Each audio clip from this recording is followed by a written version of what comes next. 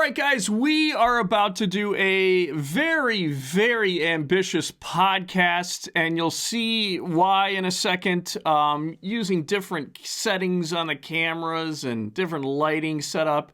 And I got a 90-gallon aquarium over there ready for underwater. Yes, we're going to be testing baits. Well, one bait underwater today, but lot happening, lots going on in Minnesota. Goodness gracious, we'll talk a little bit about that. Not going to get political. I'm wearing a lot of Minnesota stuff. I'm wearing a Prince sweatshirt and a Minnesota hat. Just I love this state, so I just want to, I'm thinking about it. I'm thinking about the people in this state, so that's why I'm wearing what I'm wearing today. But we're gonna have a good time, okay? We are definitely gonna have a good time because I filmed the first Bass Pro Tour event down at Lake Guntersville in Alabama. It was cold, but it was a great tournament. We're gonna talk about that a little bit. Minnesota is proposing a new statewide walleye limit. Yeah, we'll be chatting about that. Wait until you see this new kind of rain gear. It's a bit crazy, okay? I kind of like it, though, if I'm going to be honest. But, yeah, we'll talk about that. Have you ever heard of a tackle company called Westin? I love this new lure that they've come out with. Wait till you see it. What in the world, speaking of lures, what is a lure sleeve? I'm going to show you, and you're going to want one, or a lot more than one, let me tell you. Anyway, we'll get into it, okay? Bait of the week. So I got my tank over there. We're going to be talking about this particular bait right here. I'll talk more about it here in a second. You're going to love it. I'm already kind of falling in love with this thing. Put it in the tank, and I've been messing with it, and it's just like wild what I'm seeing, okay? We'll get into that. And we're going to call that bait of the week. Maybe we're going to do that every week. I don't know. Viewer comment. We got a good viewer comment and so much more. What do you say? Another fishing podcast, episode 66. Let's do this. This isn't another fishing podcast. This is another fishing podcast. All right, so I was down in Lake Guntersville, okay, Alabama, and I spent a lot of time on Lake Guntersville. Lake Guntersville is one of these fisheries that's just absolutely insane, and I knew that the Bass Pro Tour was going to be coming down there, okay, so I was like, okay, we're coming down there in January. Hello, January? I was a little nervous when I heard about the schedule. But I was also, to be honest with you, this is a very slow time of the year for me, so I'm really kind of thankful for work in January. So I was a little nervous, but also a little excited too, because I was going to be getting some work. But anyway, so a number of the camera guys were like, okay, there could be there's going to be potential for all kinds of terrible weather. Okay. Thankfully, we didn't have terrible weather. We had cold weather, but we didn't have any precipitation, so I'm super thankful about that. We had 4 days of cold weather and wind, right? The first day was the coldest. I think we were in like the mid-30s. And then the last day was like the second coldest day. The 2 days in between, it was like, I think the second day got to 40 or something. No, the second day got to 54. I'm mixing it up here a little bit. The second and third day, it was a little bit warmer, okay? But it was windy, and it didn't really feel all that warm.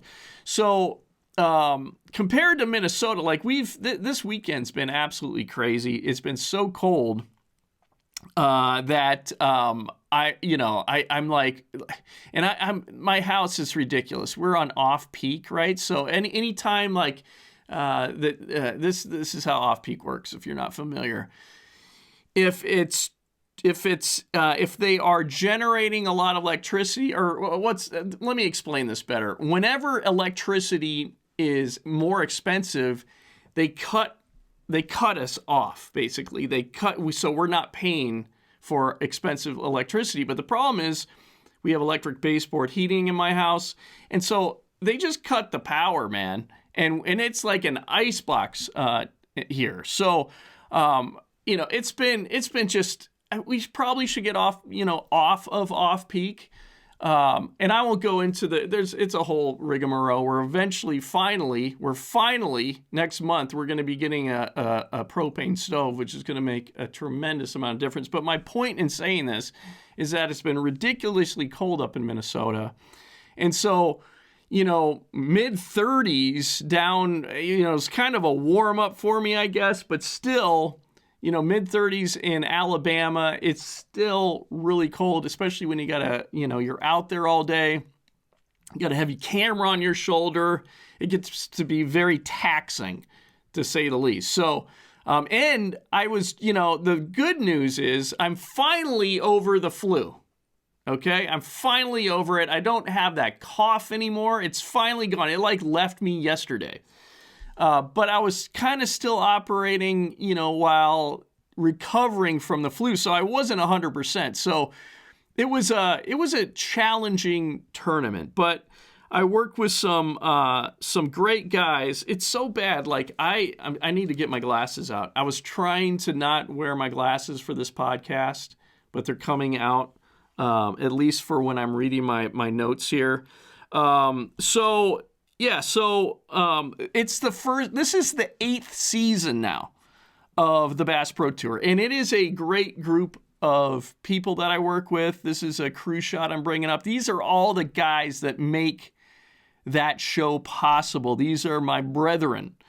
And so it's going into the 8th season is wild. It's absolutely wild that we've been doing this for 8 years. Time flies. I love this group, so I'm excited to get the season started. They've cut the field of the Bass Pro Tour from, I think it was, I don't know what it was before. It was up there. It was maybe 80 something. It was around 80, I think, around that number. They've cut it to 51.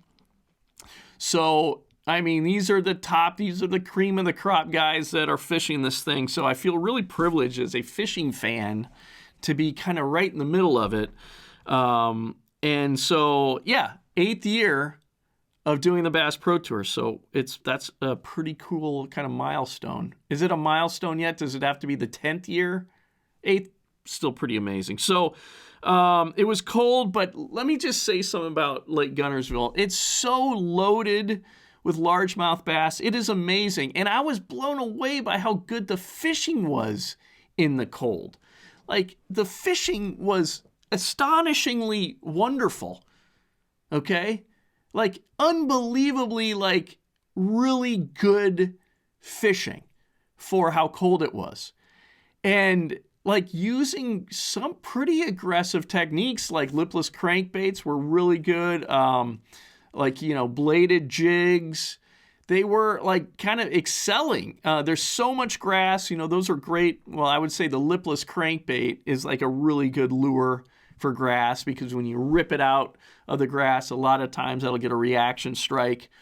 But it was surprising how well they were biting more aggressive lures. Guys were scoping, doing the forward-facing sonar with the jig head minnow, catching them that way. Heck, that's how Drew Gill, the forward-facing sonar guru, that's how he won the tournament. But there was a lot of just power fishing techniques that were working, which was super surprising for how cold it was. And, in the middle of winter. So it's a testament to how great Lake Guntersville is. But it's also just, what it shows you is that the place is just full of fish. I think more than anything, it shows you that the place is just full of fish. Okay, so when you have a place that's full of fish, there's a lot of different, there's competition going on. So sometimes they'll be, that competition will make them more aggressive. And I just think that if there's more fish, there's more of an opportunity to find aggressive fish or just fish that are willing to bite. But I think why Lake Guntersville is so good, and it gets pounded, right? It gets so much fishing pressure. But I think why it's so good is that it's really big. It's on the Tennessee River, and it's really, really big. So it can spread out that pressure pretty well. I also think the grass makes a huge difference. It's probably the reason why it's so darn good, because with grass, I used to be big in aquariums and stuff when I was a kid. And if you had, I'm going to take my glasses off once in a while, just look at the camera here. When I was a kid, I had an aquarium and aquariums, and I would actually have, raise fish. I actually, once in a while, there would be like some cichlids that I'd have that would mate. They would spawn. I should say spawn. Spawn is a better. They would spawn.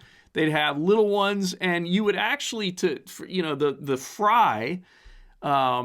For them to survive, you would actually go and get this like vegetation and put it into the aquarium. It was actually a specific type of vegetation. I can't remember right now, but it was closely, it was dense vegetation, and that would allow for your little like baby cichlids or whatever, the fry to hide from the bigger fish and survive to get big. And so I think that same thing happens on Guntersville.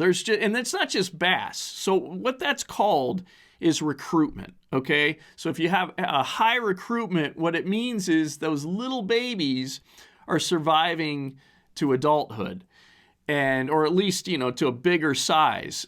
And so vegetation, there's nothing better for recruitment than vegetation, because it allows those little fish a place to hide and get away and get to a bigger size where they're not so, easily eaten.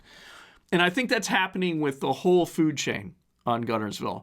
I think I just think there's an abundance of life because of that, not just largemouth, all forms of life. And so you got crazy amounts of bait fish. There were birds and all kinds of birds diving down. The birds that are up here in the summertime, the common loon, the American white pelican, they're all down there wintering right now. And they're diving for bait fish. Seagulls are going crazy in the middle of winter. And so there's just a ton of bait there. And I think so, vegetation's playing a big key there with everything surviving, being able to, the young of the year fish, they can hide in that vegetation. And then what happens is, I think it'd be really interesting, to know this. I live on a lake that suffers from algae blooms, right? It has a ton of phosphorus that comes in from agricultural runoff that acts like Miracle-Gro that just powers up the food chain. And I suspect that Guntersville probably has a high amount of nutrients in it. I don't know that for sure, but the way the fishery is, it just seems supercharged. So it'd be really interesting to know if there's a lot of phosphorus in Lake Guntersville, because that would be another reason why the fishing is so darn good there. So anyway, just wanted to say that. And it was a great tournament. I worked with, just to kind of show you what was going on here. And I know that some people, I appreciate you're watching or you're listening to the podcast. I'll try to do my best to describe more, if you're listening to the podcast, what I'm showing here. I appreciate you listening. All right, so this is me with Dustin Connell. This is the first day, and I am dressed up in my my winter. This is my ice fishing outfit.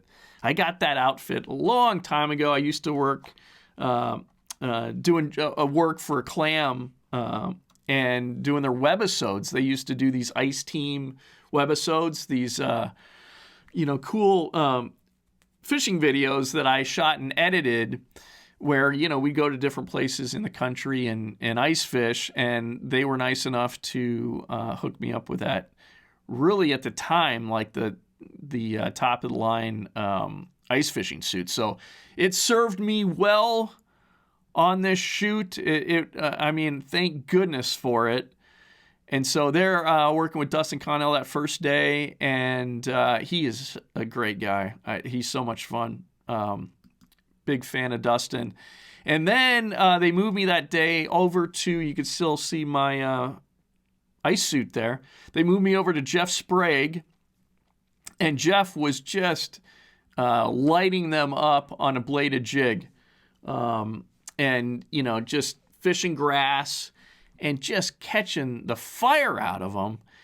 And he won the day. He was in first on the first day.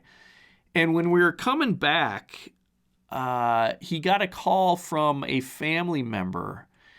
And I could see, well, he had the phone on speakerphone. I don't think I'm speaking out of turn here. You know, he talked about this during the tournament. He was interviewed, and so he talked about it for the live show. But I was there when he got a call that his dad had passed away. And just to see, you know, everybody's human, okay? I mean, I don't care who you are. We're all human. And just to see that, you know, I mean, he had done so well that day. And then, you know, to be putting the boat, he learned just when he was putting the boat on the trailer that his dad had passed away. And so it was just a really solemn moment, sad moment, very human moment. And I just told him how sorry I was, and that I told him also that his dad was with him on that day because he had just a spectacular day. So it's just, you know, you have these moments in life where it's like, oh yeah, no, this is not something we should be taking for granted. Life is short, and just it's important to tell your loved ones how much you care about them, and don't take this life for granted. So I just want to share that a little bit. It was it was a sad deal. So, but that's the way life goes, unfortunately, and you know. Jeff, he really had a good tournament. I was really hoping he would win the thing. He had a great tournament, and just something I want to share with you. So, all right, so here we go. What else was going on there? So I want to also credit the individuals who took these pictures. Phoenix Moore and Tyler Brinks are the photographers that took these shots, these great shots. They do a wonderful job. This picture here, though, is me, so the photo credit goes to me. And I was working with Mark Daniels Jr. on the last day. And Mark is a fantastic guy. He is probably the nicest guy on the Bass Pro Tour now. He is a super friendly dude, accommodating, and he's just a hell of an angler. I really enjoy working with Mark Daniels Jr. And so what did I want to say? So he had a tough tournament. I mean, he made it into the championship round, so it wasn't that tough, but the last day was tough. And he was throwing what was he throwing mostly? He was throwing a lipless crankbait. Yes, he was throwing a hammer trap, a Bill Lewis hammer trap, a little bit smaller one. And he'd torn them up the day before, previous, just torn them up. And they were not behaving very well on the championship day. But it is what it is. He might have, I mean, honestly, when you catch fish that good in an area, I mean, you may have educated those fish, and they might have just been like, no, we're not going to do this another day. So who knows? There's so many factors in fishing, but it was definitely not the same day that he had previous. But he's a great dude, and one of the things that I want to say about that day was that when I learned that I was going to be with Mark Daniels Jr., I also knew that I was going to be in a Ranger bass boat all day. And let me tell you, that Ranger, and this is going to sound like a commercial, it's not. I love all kinds of boats. I think the Phoenix bass boat is the best riding bass boat that's ever been made. The hull on that is magic. But this 520R that Mark Daniels Jr. has is the perfect boat to work out of. The platform is just fantastic. I love everything about this boat. It's got a super, wide, just back deck, and it's just it's comfortable. Some of these bass boats sit really low, and it's almost like you're, I don't know, man. It's like you're laying on the ground. And that is not the case with this Ranger 520R. It's just very well designed. The layout is just very well thought out. Very cameraman friendly, but obviously very fisherman friendly. I just love this boat. I can't say enough about it. It's probably the best riding boat, like I said, is a Phoenix, but the best layout of a boat, the best fishability, I would say, and just comfort level. Like just everything's just looks right, designed right, feels right, fishes right, is the Ranger 520R. Yeah, it's the deal. So I just want to share that with you. Just, the things that I think about while I'm out, doing these gigs. And, if you're going to get a bass boat and you got a lot of money, consider the Ranger 520R. It is the deal.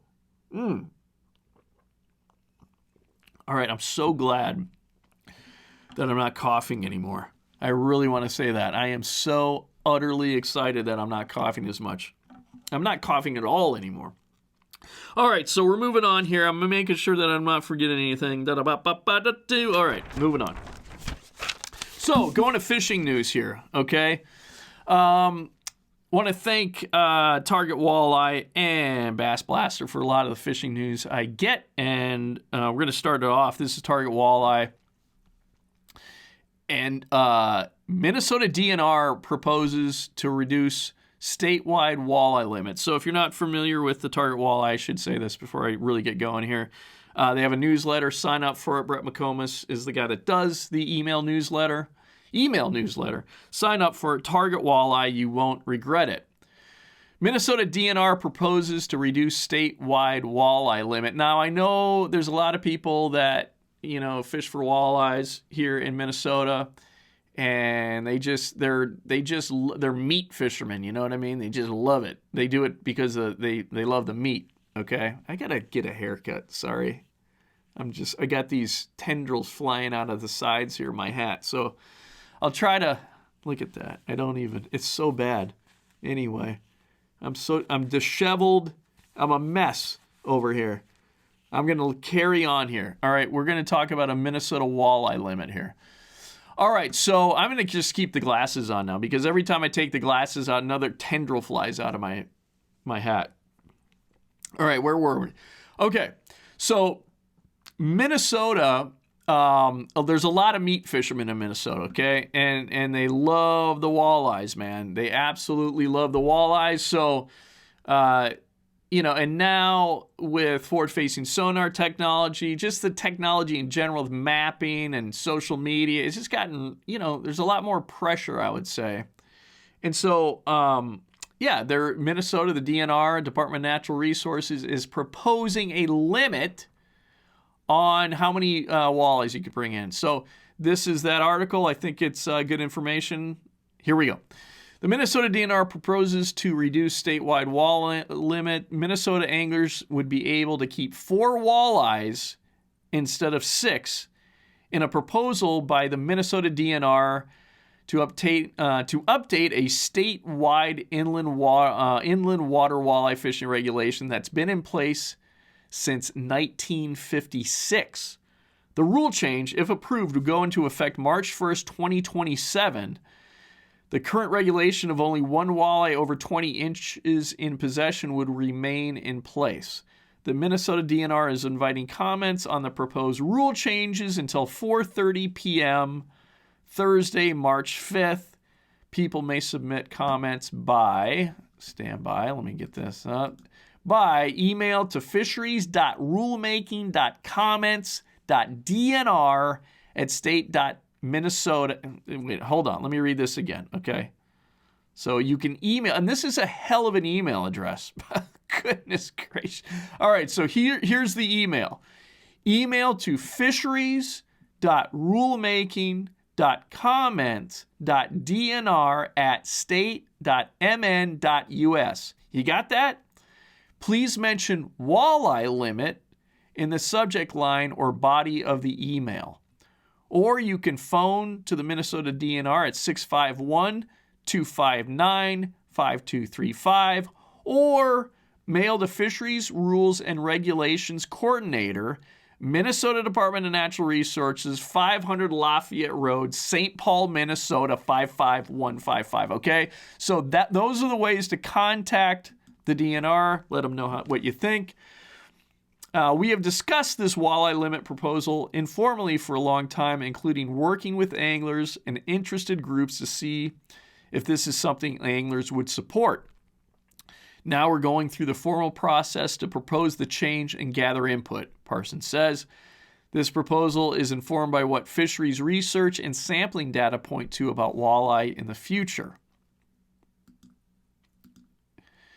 Okay, so this is Target Walleye's Brett McComas. This is his quickish 2 cents here.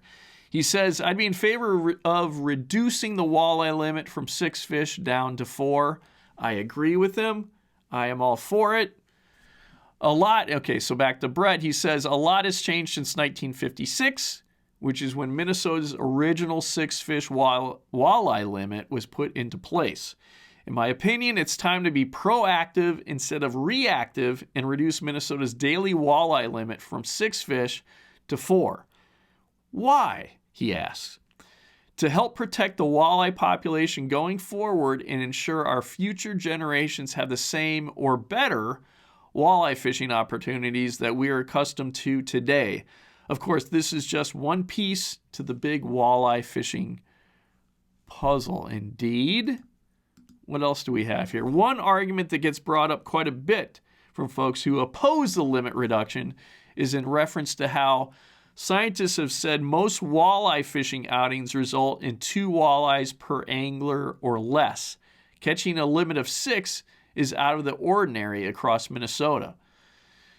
And then Brett says, which in my opinion is kind of a funny take on it. I mean, if most folks only catch 2 walleyes or less in an outing, then why don't we just make the walleye limit 50 per day since most folks won't fill it anyways? Let's not make it 50 per day. I know he doesn't think it should. But anyway, I'll give you one. And then he says, I'll give you one example of why. You can't talk about advancements in fishing technology without also talking about social media. It has never been easier to find a hot bite, figure out where the fish are biting, what time of day, what time of year, specific depth, best baits and colors, you name it. You can even go on some social media apps, Instagram, Snapchat, etc., and open a map and see locations of where photos are being posted right now. So yeah, there's absolutely times where it's not easy to catch those 6 fish for your limit, but limits are in place to protect those hot bites.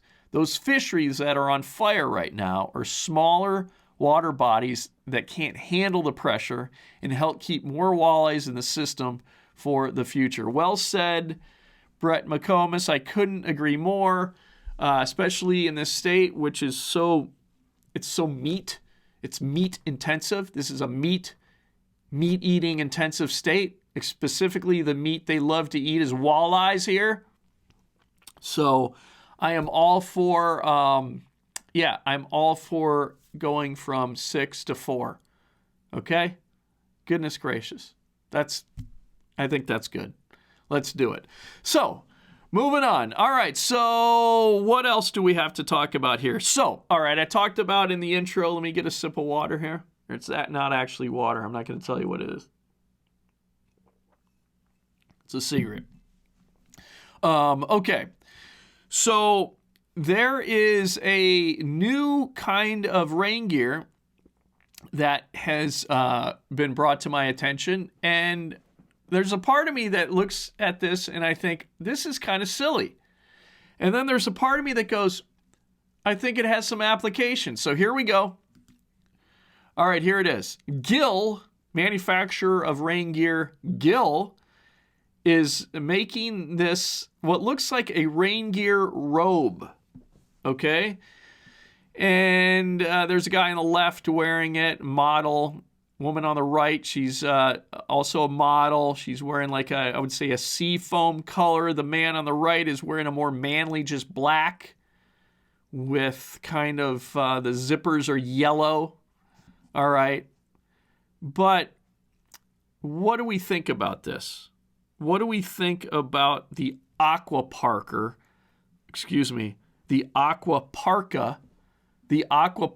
by Gill? Is this something that people would buy? I got to tell you, so one of the pains of rain gear is, hurrying up. Here comes this storm. And in the summertime, there's just squalls that come through and then there's nothing. Okay? Squall come through, a little bit of light rain, enough to like, oh my gosh, I'm getting wet, but it's not going to last very long. So rain gear's a pain because, you gotta put the bibs on and then you gotta put the jacket over the bibs. And there is something to be said for rain gear that you can quickly put on and off. And I think maybe that's what they're going for. Gill was going for with the aqua parka here. Quickly just throw that thing on, and you're not having to worry about putting bibs on. It covers down to your knee. So this is rain gear that basically it's like a robe, but a waterproof robe that goes down just past your knee. Okay? So imagine you're listening to this podcast. You're only listening to this podcast. What I'm describing to you is a robe. Imagine they made a robe, but it's rain gear. All right? So that it goes past your knee. So imagine like, you're fishing in the summertime and you're like, oh my gosh, here comes this storm. I got to get out of here. And not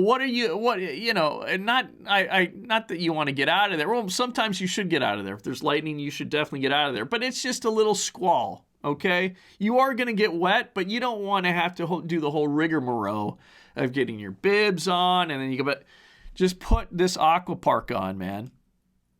And I think there's an application.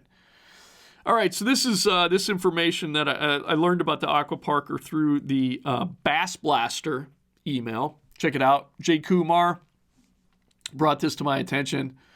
Check out the email newsletter, Bass Blaster. And this is him here talking. It's called the aqua parka. And okay, they didn't make them for no reason. Here's one deal that might make sense to the ladies. This is to the ladies here. Provides ample, so this is from Gill, from their website, I guess. Provides ample room to pull your arms inside the robe for easy, discreet changing when needed. All right. So then Jay Kumar says, wait, it's a fishing robe? Man, now I need to rethink this whole deal. Yes, you got to look at it as a fishing robe. It's a fishing robe, y'all. And so I like the idea of it. Just one suit. It's almost like a onesie almost. It's almost like a onesie rain gear. Almost. Easier than a onesie. And you just put it in and you're, squall moves through, take it off, you're done. I like the idea. All right, here we go. Moving on. Put my glasses back on here. I am a huge fan of jerkbaits, especially soft jerkbaits. This is my claim to fame, I almost won a BFL 100 years ago on Bull Shoals Reservoir. I had no business fishing BFLs. I had no idea really how to fish Ozark Lakes. It was a disaster mostly. But I almost won one BFL because Bull Shoals Reservoir was like 20 feet high. It was so foreign to even the veterans. It was so high, flooded trees like you wouldn't believe. And I nearly won that tournament by fishing a Zoom Super Fluke. And what I learned years ago on the Susquehanna River in Pennsylvania for smallmouth is that sometimes you can trigger fish that would not think about eating by just absolutely ripping a soft jerkbait as hard and as aggressively as you can. And it would trigger them. And I've seen it happen. Well, I almost won this tournament on Bull Shoals doing it with largemouth. So I've seen it happen with smallmouth, and I've seen it happen with largemouth where, you know, the more aggressive, and I'm not talking, you see a lot of people, they'll fish a soft jerk bait. Like, it's just like, it's very, you know, like, what am I trying to say? It's too organized. It's too predictable. You got to work this thing unpredictably and as hard and aggressive as possible, and fish will come out of the woodwork. I've seen it happen with smallmouth, and I've seen it happen with largemouth on Bull Shoals. I almost won that BFL tournament doing it. So I know how effective triggering is. Hell, triggering was what, you know, why Kevin Van Dam really had the career he did. He knew how to make a billion casts, and he also really knew how to trigger bass better than anybody. And that's why he's had the career, okay? So triggering is super important in bass fishing. In other forms of fishing too, but we're talking bass fishing. It's super important in bass fishing. And so this, long story short, Westin is a European company, a Scandinavian company that makes a lot of cool lures. You should actually check them out, okay? But on Instagram, I found this video of this new lure that they've come out, pretty sure it's new, of this TwitchTeez. Okay, so everybody knows a jerkbait, okay? So I've been talking about a soft jerkbait. I keep on, look, what am I doing? I said I was going to keep my glasses on. Look at, the tendrils are flying out of my hat right now. Goodness gracious. I'm trying to look presentable here. All right, let's put these back in. Go like this. All right, I think that's better. You're so vain. You probably think this podcast's about you. Don't. Okay, here we go. So a soft jerkbait you can really trigger fish with it, because it's, you know, regular jerkbait is great, super great at triggering, but I would even argue a soft jerkbait's even better because it's completely random of the action. You don't know where it's going to go. Where a jerkbait, little bit more predictable, okay, like a hard jerkbait, all right? So soft jerkbait, what's great about it, it's more unpredictable, more triggering, I would argue. So Westin has got this new bait called the TwitchTeez, and I just want to show it to you, and oh, you know what? This might be kind of a cluster here. We're going to try to make this work. Whatever, let's roll with it. Twitching with hard lures and jerkbaits like this is super popular all the year long, especially for perch and for pike. But if you don't like to fish a hard lure, we have an option for you. This is the TwitchTeez. It's a soft lure based on the shape of our jerkbait and has two different sizes, two different weights, and it works super cool. And how it works and what is so special about this TwitchTeez, I will show you in this video. Lovely nice ender on the TwitchTeez, and I will show you now how to use the TwitchTeez in the right way. To cast out, I let him sink to the bottom, then I reel in the fishing line, and then I start with the jerks. The TwitchTeez ready to fish comes in 6 fish catching colors. So when you twitch the rod tip like this, it goes to the side. Very often it goes 2 times to the left, then it goes to the right, and if you let the lure the chance to drop, you will have this dead roll as well. So a lot of features comes together in this TwitchTeez. All right, well, I wanted to be able to do, maybe, I'm going to show you another video here of another, what am I trying to say, another video about a different product, okay? But that TwitchTeez, so I'm going to watch it with you again, okay, and talk through it. I'm getting like OCD now because I wanted to do like a picture-in-picture thing with this video, so you'd see me and we could talk through it, but I kind of messed up. Whatever, we're gonna just roll through this. Twitching with hard lures and jerk baits like this is super popular all the year long, especially for perch and for pike. Okay, but if so you don't can- like to fish a hard lure, we have We're an gonna option for bring you. his volume This is down a little bit. the TwitchTeez. It's a soft lure based on the shape of our jerk bite and has two different sizes. It's basically, I'm going to stop it here for a second. It's basically in the shape, he said jerk bite, but it's in the shape of their, let's go back here a little bit.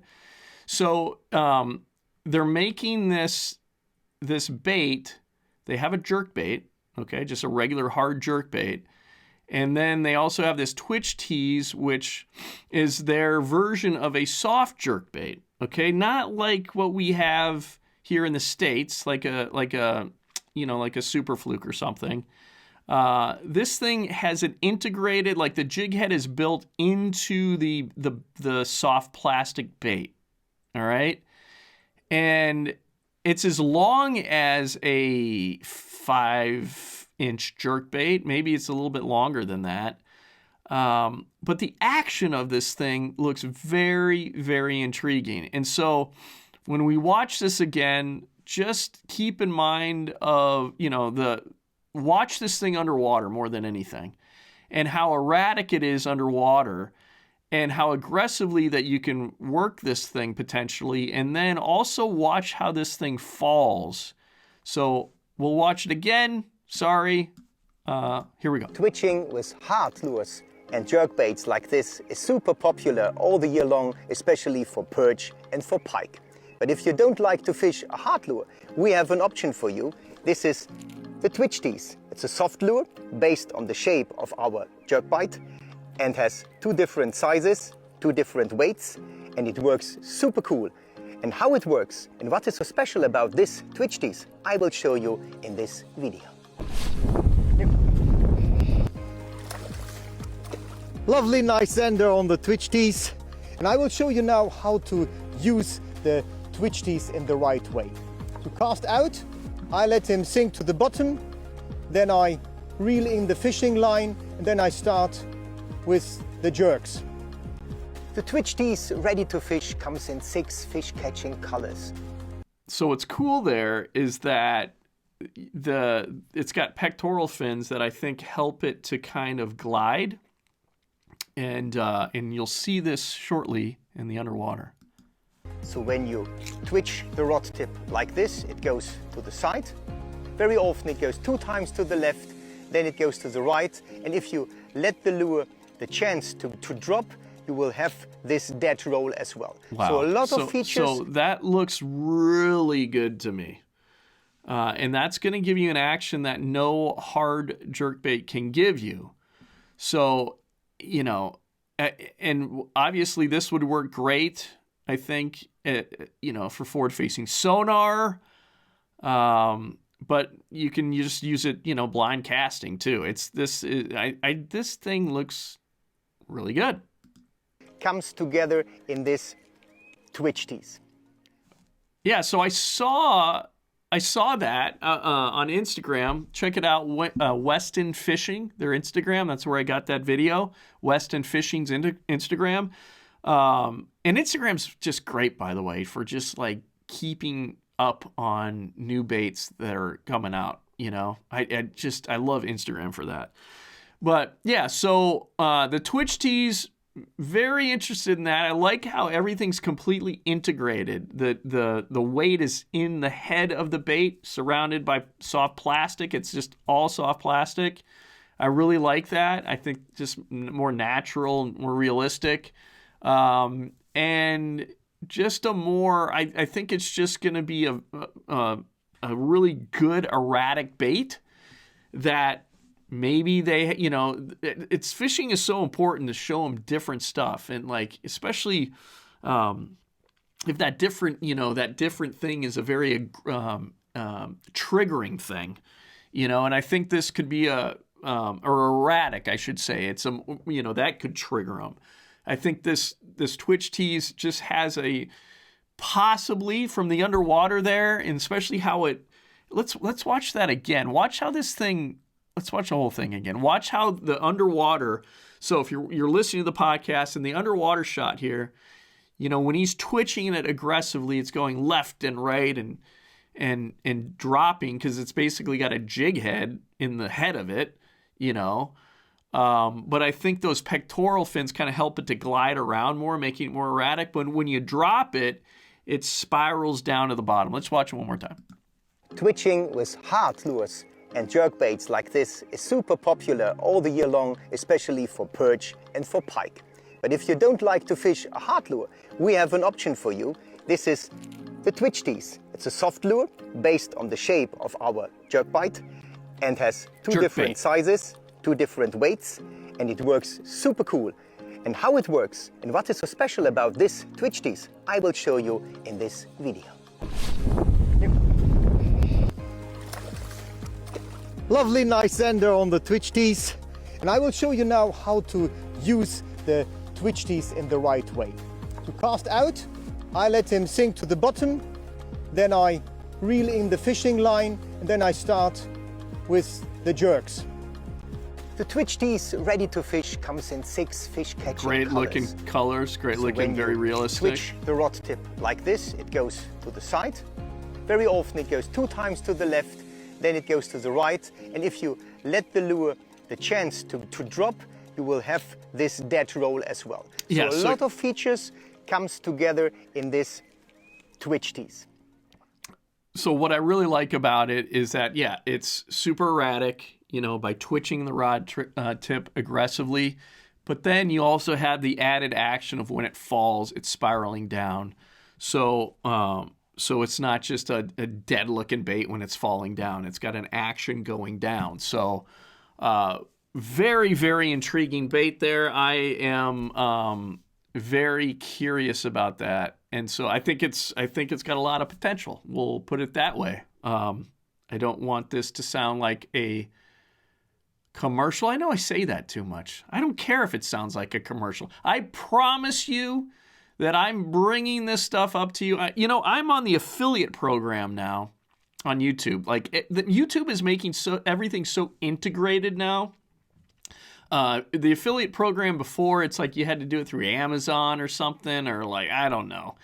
But YouTube's made it so easy now where if I'm talking about a product and I can tag that product in my description of this, you know, this video, let's say, or any video, right? If I'm talking about a product, I can tag that product in the video, and you're like, if what I'm saying to you sounds interesting, you know, that product sounds interesting to you, you can then tap that tag, and you know that's in the description or near the description. I don't know exactly where it is. I think it's near the description of the video. And then you can buy that bait right there, and then I get a commission on it. But I promise you, I'm not trying to just show you videos to get a commission. I'm actually just a lure nut like most fishermen. And so when I see something that's intriguing to me that I think could be a fish catcher, I'm going to talk about it here. And, okay, if you'd like to buy it, you can go down, click it, and just buy it right here, you know, off this video, which is pretty darn cool. And then I get a commission. So it's a win-win here, everybody, is what I'm trying to tell you. So yeah, if you are intrigued by something, you know, any of the videos that I'm making, like there's a bait, you know, I'll try to do it with all the videos where I'm talking about a lure. But you know, yeah, if you go and you buy that lure, I get a commission. So please think of that. That just helps me, helps the channel, helps me.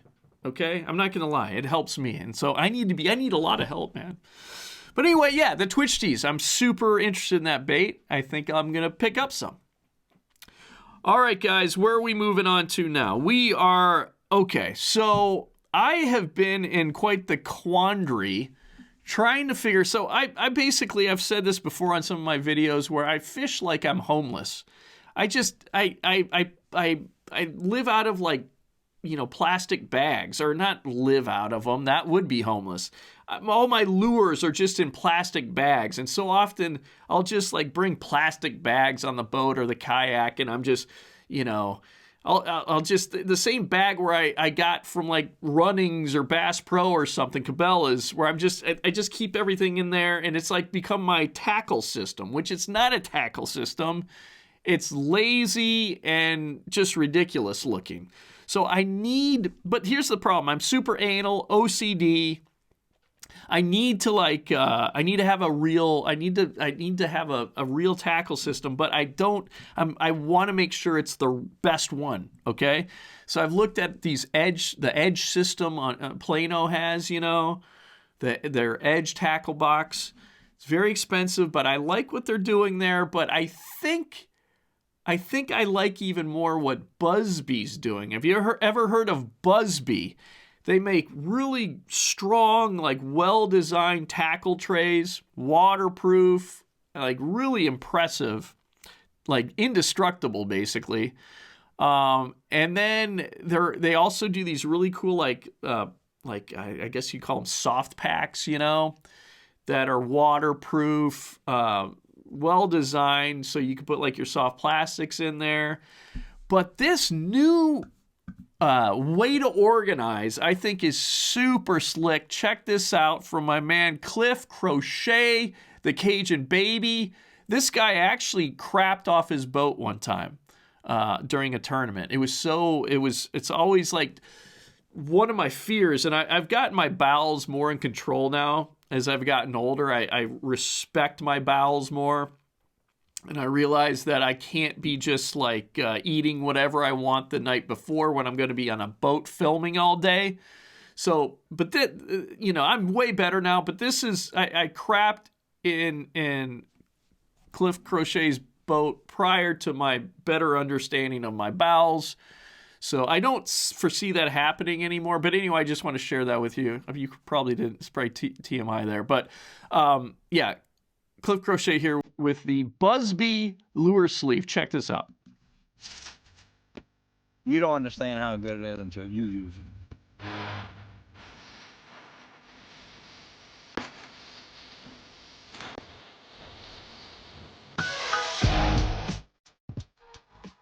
Did you guys see that? Okay, so the Buzbe lure sleeve. How would you describe that? Okay, so if you're listening to the podcast, just listen to the podcast. Okay, so imagine a plastic sleeve that you press and it opens it up, and then you put your lure there. You let go and it closes, and it just closes tight. It's like a little plastic protective shell over your lure, so that you can toss it in a tackle box. And you don't have to worry about your lures getting tangled with another lure. You don't have to worry about your lure banging into the side of your tackle box and chipping paint. Lures are very expensive nowadays. You don't have to worry about hitting other lures, and the hooks tearing up your paint job of your $15, $20 lure. I'm telling you, this lure sleeve is going to be huge. It is maybe the biggest thing in tackle management, tackle storage that we have seen ever. It's that big. Am I exaggerating? Maybe, but it's pretty amazing. Let's watch it again. You don't understand how good it is until you use it.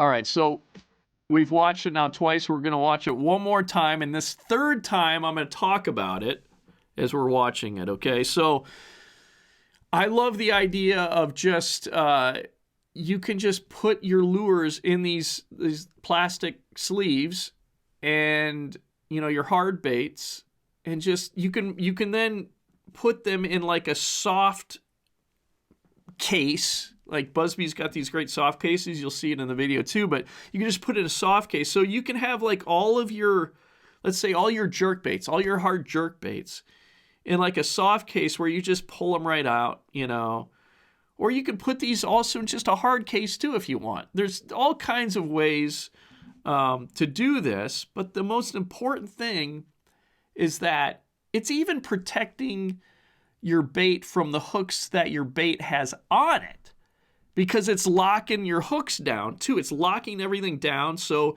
you're not going to get scratched up. It's better for your hooks. They're not going to get, the points on your hooks aren't going to get dulled.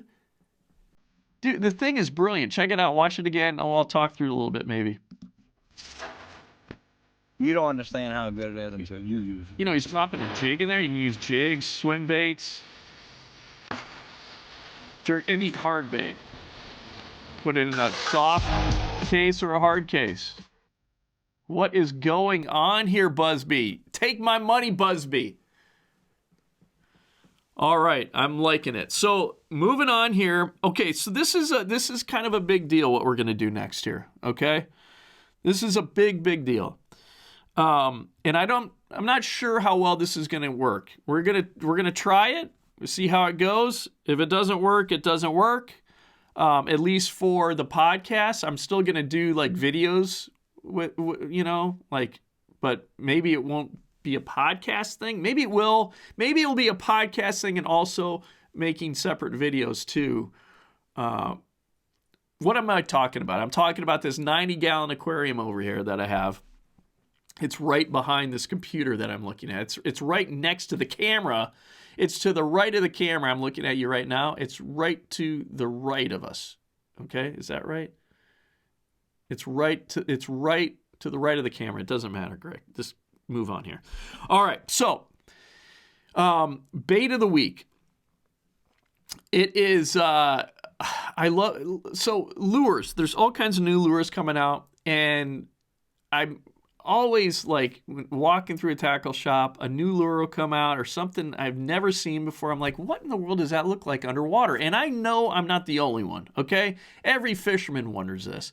So I bought a 90-gallon aquarium a few years ago, 2 years ago. I can't remember.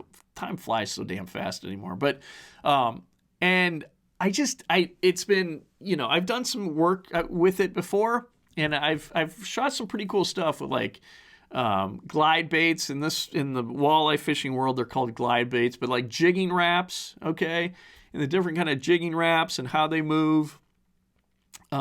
Different ice fishing lures, you know, what they look like underwater. And so I rigged up a system where it's basically a way that I can work the lure right in the center of this tank. This tank is like a square.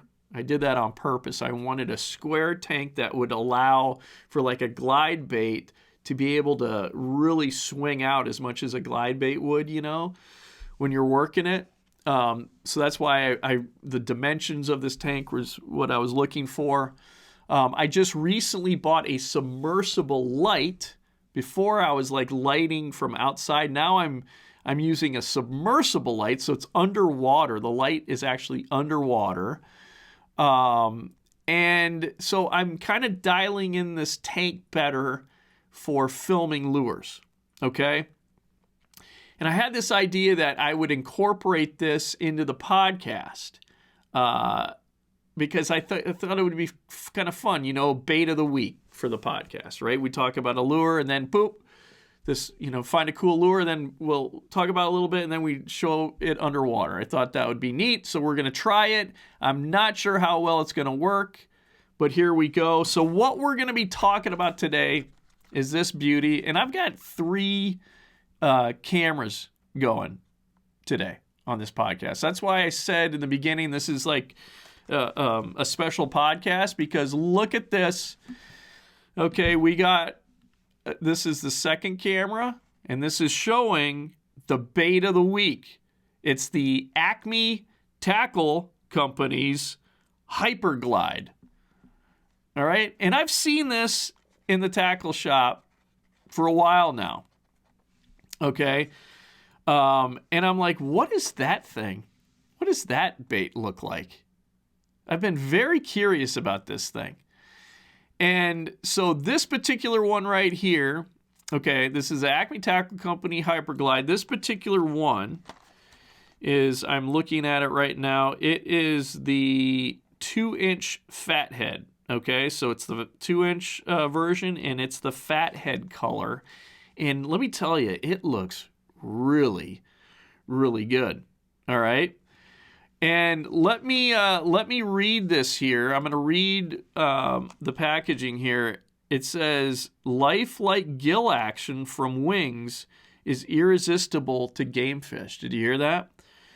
Wing action creates a sonar attraction fish can't resist. Wow. I'm hooked already. Unparalleled jigging action glides through the water effortlessly. We're going to find out if any of this is true here shortly in that tank.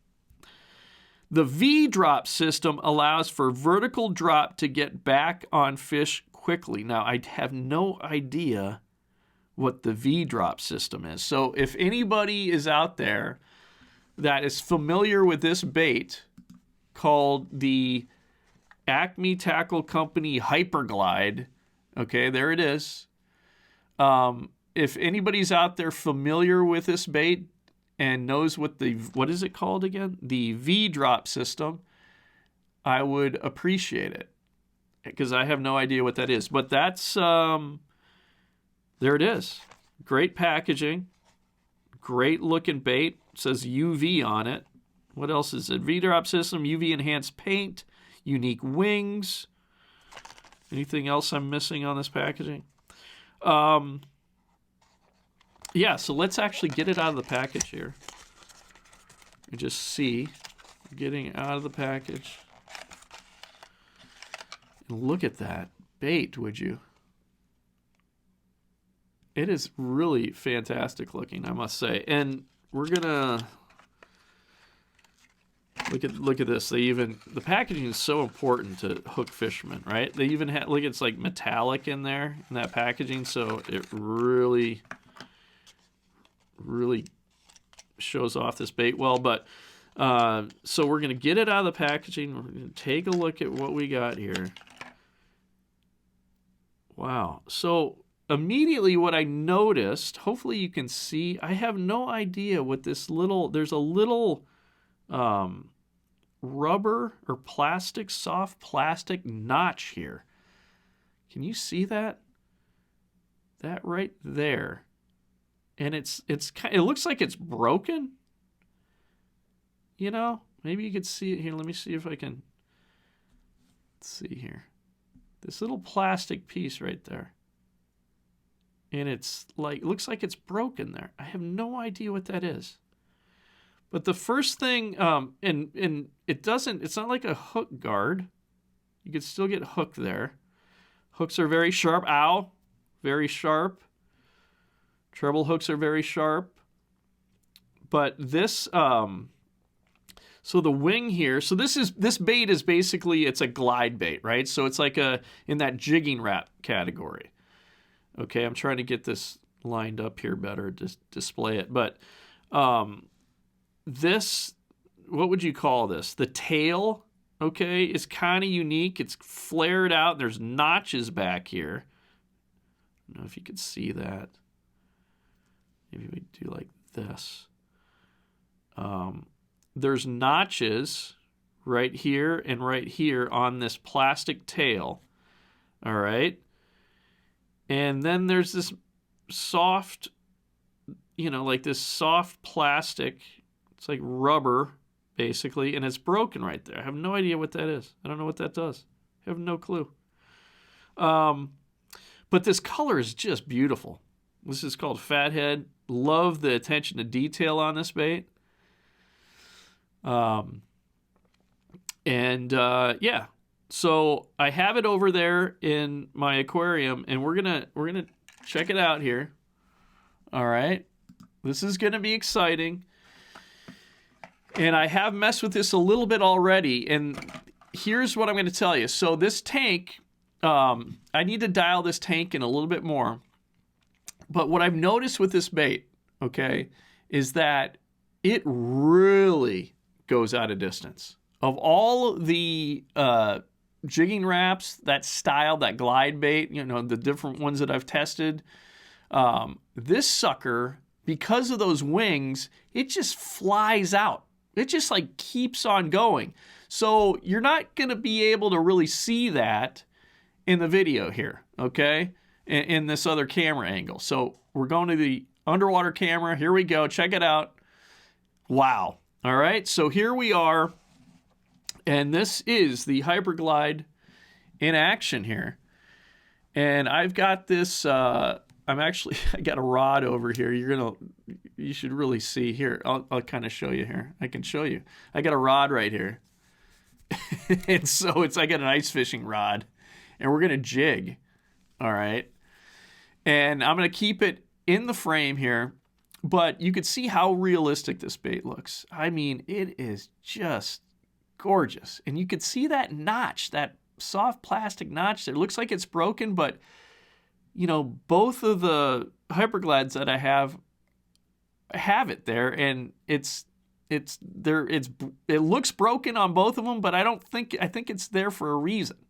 So you can see too that notch on the tail, which is unique to glide baits. I've not seen a notch like that before, or two notches on both sides of the tail there. Pretty darn unique. But maybe what's most unique about this is that this thing's got wings. I didn't even show you that. Let me go back and show you that, because that's like the biggest thing about this bait. Okay, so let me show you the close-up here again. What's going on here? I didn't even show you that. That was really stupid of me. So it's got wings on the sides here, okay? And it's really an ingenious design. See that? So what happens is when this thing falls, those wings come out, and it acts like an airplane. And this thing really goes out from, you know, like when you're ice fishing or just vertical jigging in general, but especially ice fishing, you know, you're limited to your little 8-inch hole there, you know, but this thing really kicks out because of those wings, and then they come down when it just sits. So when you jig it and it falls, those wings come out, and it really darts. Isn't that amazing? It's such a great lure. It's such a great idea. So, all right. So there, I showed you that. Now let me show you what this looks like underwater. All right, here we go. We're going underwater. I gotta get the rod here. All right, so check this out. Now, okay, so you see that it's flapping. Now I'm gonna probably work on my lighting for the next podcast. Okay, I need to light. Maybe I might also just need another light, but it's a little dark on the left side. Okay, this is a videographer talking right now, so I'm sorry, but I want it to be more evenly lit, and it's kind of more lit to one side. But anyway, you get the idea. So you'll see the wings. See how the wings are, when I jig it, the wings are coming up. Okay, see that? Isn't that cool? So I'm just going to do some really light jigging right now. Really just like, you know, you're just kind of trying to tempt the shy walleye, you know. But what's kind of interesting, it's possible that even just lightly jigging this thing like I'm doing right now, those wings could potentially trigger a fish to bite, right? I don't know that that was the intention, but it could. So yeah, you can see as it's coming around. Let's see if we can kind of, oops, sorry, I just hit the microphone. We don't want that. Let me back this off a little bit here. Yeah, you can see as I'm jigging around here, you could just see those wings. They really are activated, okay? So even just light jigging, those wings it's just something totally different that fish have not seen. So those wings could potentially, you know, there's vibration there probably too, you know. So it could trigger a fish to eat. But here's where this thing really shines, and I'm pretty close to this right now, so you're really not going to get a great view of it kicking out. But just believe me when I say this thing, when I jig it, it's like basically just, it's flying away because of those wings. Like it's just the fall on this thing, and I wish you could really see, and that's something I need to work on. like a wider shot to see how this thing just falls away because of those wings. Let's see if I can just show you. Those wings it's just like an airplane. It's falling way out, you know, like it's just moving away. Like if you're ice fishing, it's just moving away from the hole because of those wings. So you're getting more of an area, you're fishing more of an area than you would with just a regular kind of vertical lure, because those wings are making it fly away. It's really a unique thing. Like every time I'm jigging, it's just flying away from me. I can't keep it into the center there. So so I started jigging. We started out doing like subtle jig movements. I'll make it a little bit more aggressive here and then bring the center.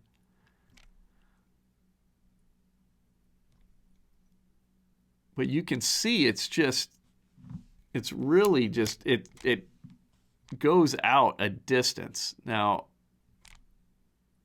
because of like when you drop it, it's just flying away.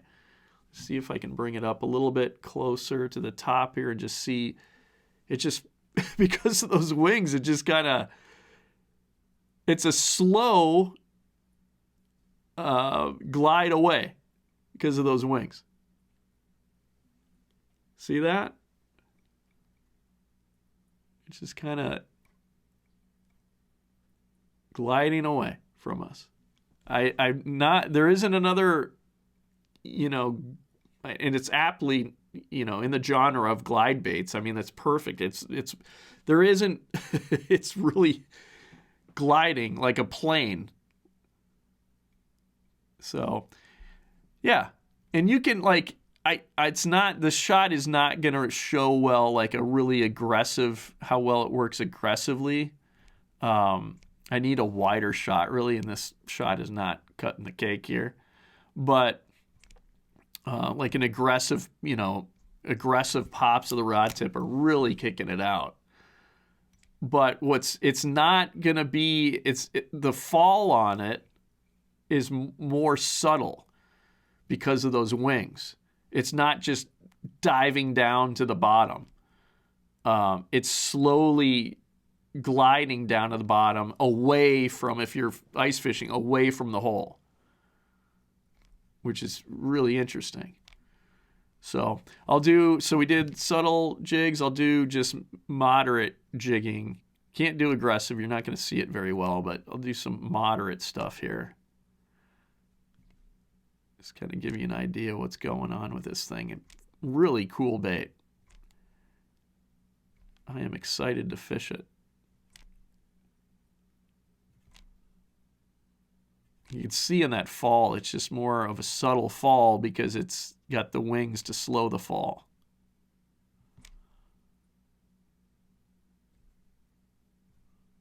But yeah, there it is. That is the Acme Tackle Company Hyperglide. Very, very cool lure. All right, so what is happening here? Let's go. We're getting closer to the conclusion of this podcast. I'm always like going, I want to keep these like around an hour, but I always just, Mr. Blabbermouth me, I just keep going and going. So I apologize. I'm trying to keep this to an hour. But there's always so much to talk about, okay? All right, so I just wanted, so I've talked about the Flux Jet before. This is a new kayak that's coming out this year that has an electric jet. It's an electrically, how do I say this? It's propelled by an electric jet motor, okay? And with these better and better batteries coming out, these lithium batteries that are just kicking butt, I find this to be a very intriguing kayak, this Flux Jet. So I did a video about it a while back, and here's the thumbnail for it. This is the kayak, what it looks like. And they're just constantly doing improvements to it as well, before they're actually shipping these things. But I think they're I don't know if I think a lot of people are buying them. I don't know if you can get them right now. You're going to be on a waiting list. But I'm very intrigued by this FlexJet. So I got a comment from the owner. I guess this would be the owner. He saw the video and then he commented on the video that I did. And I want to share it with you because I just think there's a lot of improvements that can be made to kayaks, just the industry, excuse me, goodness gracious, just the industry in general, I think. And so I just kind of had diarrhea of my, what am I trying to say here? I kind of went off, not went off, that's not the right way to put it, but I responded to his comment. Anyway, let's get into it here. So this is his comment about my video. Excuse me, that video. Yes, that video. And I believe this is probably the owner of FlexJet that made the comment here. He said about the video, really solid breakdown. The biggest thing people miss is this is not a jet ski style setup. It's an integrated electric jet with a weedless intake and no exposed prop. So it's built for the shallow, weedy places kayak anglers actually fish. Also appreciate your calling out real questions like current hold, upstream performance, and battery choice. If anyone wants more on-water footage, we have additional runs and fishing clips up on the FlexJet YouTube channel. You can also check out their Instagram. That's how I learned about that's actually how I learned about them, is on Instagram. So my response, and this is where like diarrhea, like I just over-commented, is what I was trying to get at earlier. So and I don't even know how comments work on YouTube. Like, is he going to see the comment that I just commented, that I was responding to his comment? I have no idea, but I just vented here in my comment to him. Really love what you're doing with the FlexJet. I think it's a great idea and appreciate how integrated you're making everything. I live near the upper Mississippi River where it's swift and shallow. My biggest question is how far upstream could I travel before I either run out of power or the current is too fast for the motor? I know that's kind of a difficult question to answer. On a side note, you should really consider down the road adding a bow eye, like all boats have, to easily attach to a trailer. There's a ton that can be done to kayaks to make them more user-friendly. How kayaks are currently transported leaves lots of room for improvement. If your business plan can allow for it, and in parentheses I say I know that's probably a big if, you should eventually build a trailer that fits the FlexJet perfectly where a user can drive the kayak on and attach to the bow eye, just like a regular boat. I know it's crazy. There's way too much de-prep time. I'm not sure de-prep is a real word, but anyway. There's way too much de-prep time in kayak fishing. Providing a kayak fishing option that gets anglers on and off the water quickly would further set FlexJet apart from the competition. Thanks for your comment. So yeah, I was just like, yeah, dude, you're making a kayak. You're making a really cool kayak. I'm just going to vent to you right now and tell you what else you should do because no one else is doing this, and this would really set you apart. It's one of those things that drives me nuts. Like, just put a bow eye on a kayak, and so I can then make a kayak trailer where I can drive it up just like a regular boat and just attach. I'm out. There's too much unload or putting it's. Man, I see some of these kayaks and I hear, well, that's expensive, all that's to have a trailer, blah, blah, blah. I'm like, some of these kayaks I see these guys in now, it's like, don't talk about money to me, okay? There's people are putting a lot of money in their kayaks. I think that, it's still, even if you have a trailer that you can drive on with your kayak, it's still going to be way less expensive than a regular boat. So, anyway, thought I'd share that with you. And I'm liking that FlexJet. I'm like, that might be my next kayak. All right, let's see here. I don't want to forget anything. All right, we're coming close to the end here, guys, but I don't want to forget anything. All right, so here's what I wanted to, I got to move some stuff around here a little bit, but I am what I'm going to attempt to do this week with my good buddy Pete Wagner, co-host of another fishing show. If anybody knows what I'm talking about, we used to do a show together called Another Fishing Show. I want to bring it back still. But it was an internet show. We did like 7 episodes. My buddy, we may try to film a new episode this winter for channel catfish on the horseshoe chain, not too far from me. And so now, there's hooks that you can have auto hook setting devices, non-motorized in Minnesota. So, and I think they're going to be excellent for channel catfish, catching channel catfish in the winter. So what I did is I went hog wild here. And I bought all kinds of stuff that I want to show you. And here we go. Okay, so let's just first, how am I going to do this here? First, I want to show you, I bought the Predator, Clam Predator convertible tip-up auto hook setter. Look at that. Isn't that amazing? Thank you, Thorn Brothers. Thorn Brothers in Blaine, Minnesota. I looked all over for these. They were sold out in a lot of places. Thorn Brothers and Blaine had them. I bought 2 of them. This is one of them. Okay? Probably going to do an unboxing video on how this thing works. Maybe do that this week. Okay, so that system, right? And I texted, I didn't text. I made a comment to Jason Mitchell on his Facebook page about what he'd recommend for like that rod and reel for this system. Okay. And line, like the whole setup. I wanted like, what do you recommend? Right. So he recommended, and I'm going to bring up this other camera here. He recommended I go with the Clam Predator rod. Everything's Predator here, man. Okay. I ain't got time to bleed. So that's the Predator rod here. All right, this is a medium heavy 42-inch Predator rod. I think that size is going to be better for these bigger channel cats that have arrived at the horseshoe chain. For the longest time, the horseshoe chain has been a system that had a lot of stunted channel catfish. I got news for you. They ain't so stunted anymore. So I went with the 42-inch medium heavy Predator rod recommended, the Clam Predator rod recommended by Jason Mitchell. And then I also went, you're not going to believe it, the Clam Predator spinning reel. Okay?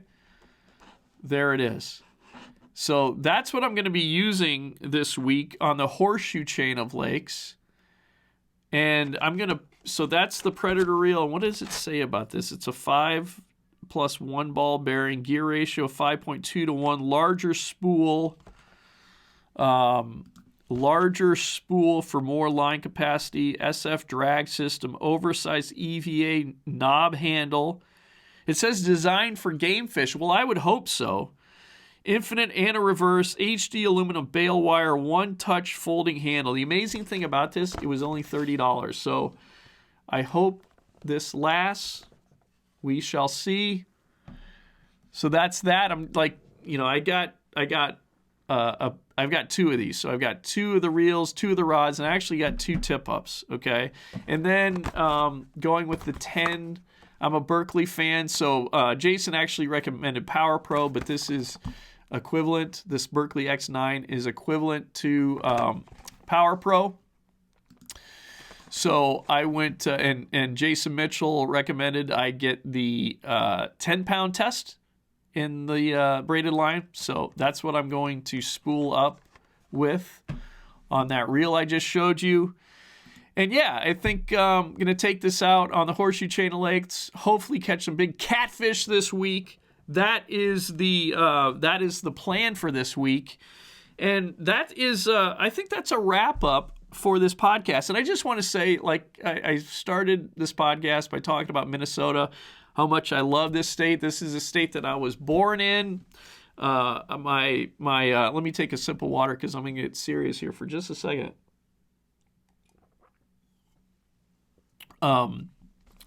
This is a state that I was born in.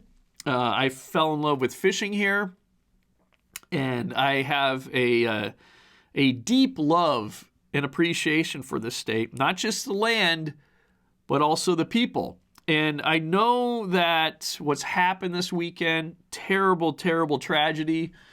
I just want people to keep calm, okay? And remember that life is short, and we got to treat each other better, right? I don't want to oversimplify things. This is a complex situation, but I don't like to see how Americans are putting people in just categories, right? Oh, you're a leftist. Oh, you're a right wing. You're a conservative. You're a far right conservative, and like, it seems to me that we're getting to a point where we're forgetting that we're all Americans.